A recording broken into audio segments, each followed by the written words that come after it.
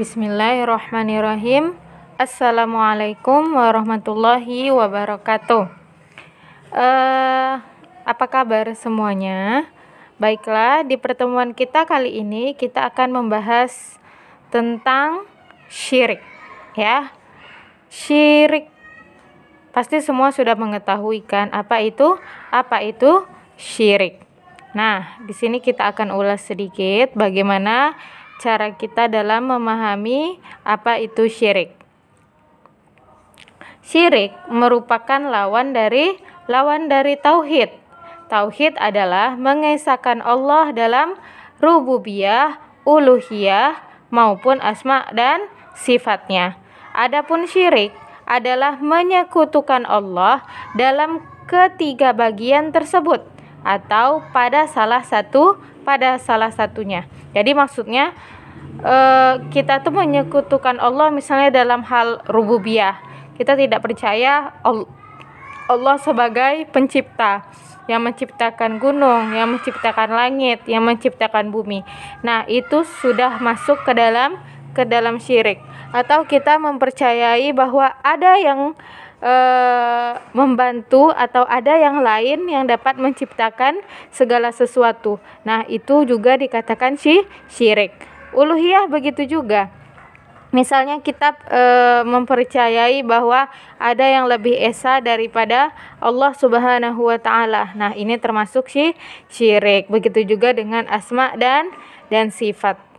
Nah, seperti meyakini bahwa ada makhluk selain Allah yang memiliki rububiyah atau mempersembahkan suatu bentuk ibadah kepada selain Allah seperti berdoa, meminta pertolongan atau perlindungan kepada kuburan atau jin. Nah, ini termasuk perbuatan syirik. Nah, syirik sendiri itu terbagi menjadi dua, yaitu syirik akbar dan syirik asghar, ya. Jadi ada dua, syirik akbar dan syirik asghar. Nah, jadi para ulama itu membagi syirik menjadi dua macam, yaitu syirik besar, yaitu syirik akbar, dan syirik asghar, yaitu syirik kecil. Syirik akbar adalah mengambil tandingan selain Allah dan menyamakannya dengan Rabbul Alamin. Sedangkan syirik asghar adalah yang disebut syirik dalam dalil namun tidak sampai derajatnya syirik akbar, atau disebut oleh para ulama sebagai perantara menuju syirik akbar. Nah, contoh syirik akbar, ya, contoh syirik yang besar, yaitu bernazar pada selain Allah, tawaf keliling kubur, dan berdoa meminta pada penghuni kubur. Berdoa pada orang yang sudah mati, mencintai selain Allah sebagaimana kecintaannya pada Allah, meminta perlindungan atau isti'azah pada selain Allah, menjadikan perantara selain Allah antara dirinya dengan Allah dan bertawakal padanya. Nah, itu dia contoh syirik besar. Nah, adapun contoh syirik kecil, syirik asghar, yaitu bersumpah dengan selain Allah, mengagungkan makhluk yang tidak sampai derajat ibadah, memakai jimat yang meyakini dapat mencegah ain atau pandangan hasad, salat menghadap kiblat untuk Allah namun menganggap lebih afdol jika dilakukan di sisi kubur.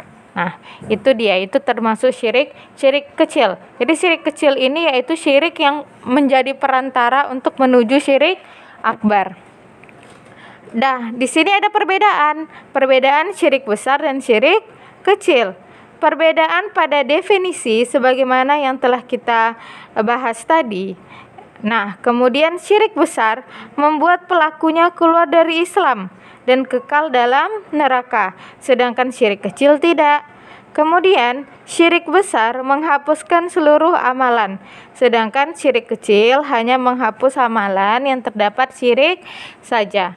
Kemudian selanjutnya, syirik besar tidaklah dimaafkan kecuali dengan taubat, sedangkan syirik kecil berada dalam masyiah Allah atau kehendak Allah, yaitu jika ia kehendaki Allah bisa mengampuni dan jika tidak Allah akan menyiksanya. Itu dia perbedaan syirik besar dan syirik kecil. Nah, cara membedakan syirik kecil dan syirik besar. Nah, cara membedakannya bagaimana? Dapat dilihat dari dalil tegas yang menyebutkan syirik kecil. Misal disebutkan dalam hadis, sesuatu yang aku khawatirkan menimpa kalian adalah syirik kecil. Dalam hadis disebut tentang riya atau beramal ingin cari pujian. Nah, itu dia. Kemudian dalam hadis disebutkan kata syirik dalam bentuk nakirah, tidak ada alif lam di awalnya. Seperti dalam hadis disebutkan, sesungguhnya mantra-mantra, jimat dan pelet adalah syirkun. Yang dimaksud di sini adalah syirik kecil. Nah, yang dipahami oleh sahabat dari dalil bahwa perbuatan syirik tersebut, jadi yang dapat dipahami bahwa perbuatan syirik tersebut, jadi dapat kita pahami bahwa dalil perbuatan itu termasuk syirik kecil. Dalam masalah memahami dalil, para sahabat yang lebih paham, mereka lebih memahami Al-Quran dan hadis. Nah, itu dia ya nak. Nah, kemudian bahaya syirik. Syirik itu sangat berbahaya. Syirik merupakan penyakit akidah yang paling berbahaya bagi kehidupan manusia karena beberapa alasan berikut. Yang pertama, syirik merupakan dosa paling besar. Ya, apalagi syirik akbar. Syirik adalah dosa paling besar dan tidak akan diampuni oleh Allah. Dosa syirik menyebabkan pelakunya kekal di dalam neraka, kecuali apabila dia bertobat kepada Allah sebelum meninggal dunia. Allah berfirman, "Innallaha la yaghfiru ayyushraka bihi wa yaghfiru ma duna dzalik liman yasha wa may yusyrik billahi faqad iftara itsman 'azima." Sungguh Allah tidak akan mengampuni dosa mempersekutukannya, dan Dia mengampuni dosa selain itu bagi yang dikehendakinya. Barang siapa yang mempersekutukan Allah, maka sungguh ia telah berbuat dosa yang besar. Surah An-Nisa ayat 48. Oke. Nah, kemudian sekarang kita bahas yang kedua, yaitu syirik menggugurkan seluruh kebaikan.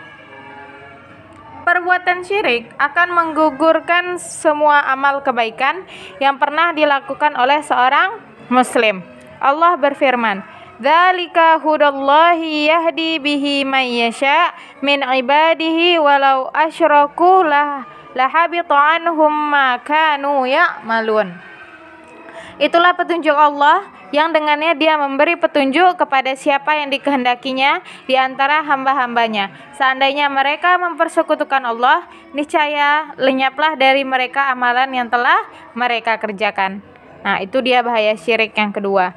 Yang ketiga, syirik melahirkan ketakutan dalam hidup. Perbuatan syirik juga akan menimbulkan berbagai macam perasaan takut dan membuat manusia menjadi pengecut.